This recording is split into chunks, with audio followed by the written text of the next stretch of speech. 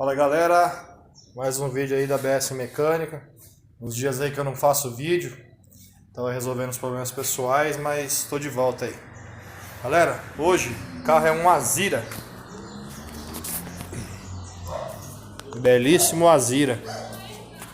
O cliente tava reclamando de vibração e um pequeno barulho na suspensão.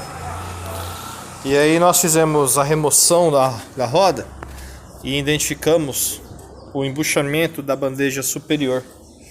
Estava estourado. Aqui, ó. Eu já removi a bandeja. Ela vai aqui. Esse carro, ele começa a vibrar e fazer barulho muito fácil. Essa bucha não precisa nem estar totalmente estourada. Se ela tiver só um pouquinho com a folguinha, a bandeja já começa a balançar e começa a pegar nas abas da carroceria. E é um barulho chato, galera. Então nós já estamos aqui com as buchas novas originais. Vamos efetuar a troca. Uma outra reclamação do cliente é que o carro estava trepidando em marcha lenta. Aí eu funcionei o carro está funcionando com 5 cilindros. Um Azira Maré. Brincadeira. Então, esse bico aqui tá queimado.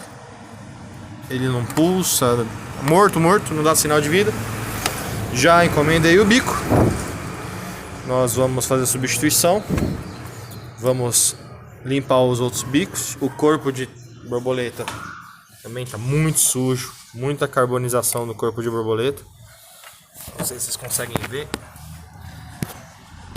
bem carbonizado. Então nós vamos efetuar a limpeza. Vamos trocar vela, lembrando que esse carro é vela de Iridium original, está do outro lado, e nós vamos colocar a vela original. Beleza, galera?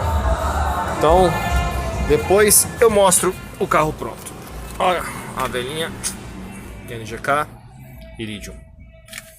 Beleza, galera?